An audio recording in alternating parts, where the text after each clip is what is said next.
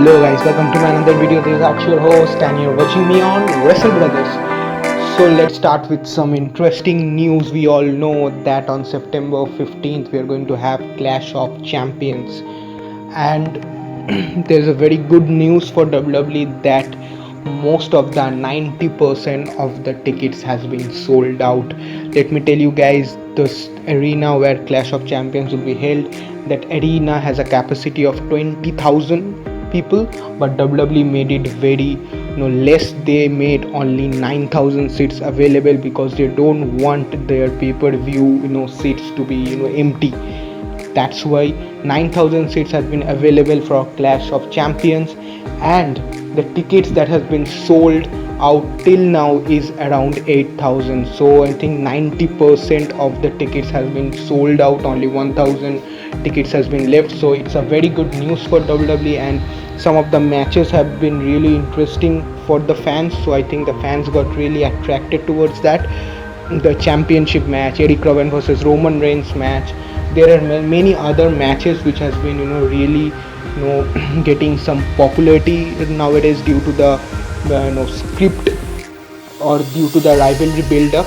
So that's a very good news for WWE, or we will get to see a full stadium in Clash of Champions, that's for sure, because there are still 1 week left and 1,000 tickets will definitely be sold out. Now as I'm talking about ticket selling, let's talk about the ticket selling for AEW's next pay-per-view, that is Full Gear.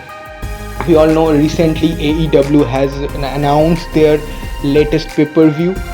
The matches that they have announced, two of the matches, two of a very good crucial matches. The most awaited match of the year, Jon Moxley versus Kenny Omega, will take place on Full Gear. Also for AEW Championship, a blockbuster match has been announced, Chris Jericho versus Cody Rhodes.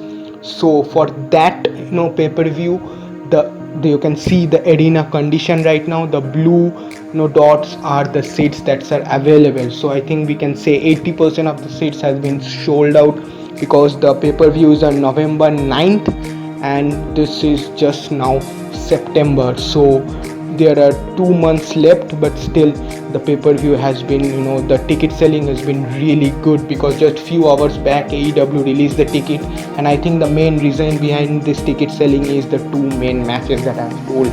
So that's also good news for AEW. So we can say the wrestling organization is being improving. People are keeping interest in wrestling, so people know which wrestling organization they need to watch, and both for WWE and AEW the ticket selling for their latest pay-per-view is going very good. Now let's move on to another news, that is of WWE. I've told in one of my videos that WWE will definitely arrange the draft, considering Paul Heyman and Eric Bischoff, the executive director of Raw and SmackDown, and this draft will happen after SmackDown shifted to Fox Network. And this is the confirmed news that on October 11th the SmackDown episode, the draft will happen, and there are some possibility that many Raw superstars will be drafted to SmackDown.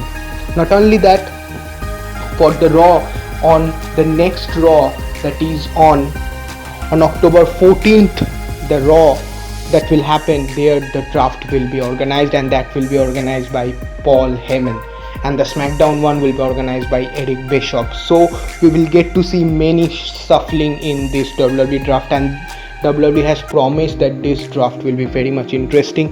The most important thing, or the rumor that we are hearing about this draft, I've told it earlier also, Seth Rollins will be on SmackDown and Roman Reigns will be on Raw. So that's the biggest news that is coming up from WWE draft, and WWE has recently released the confirmed date for the draft.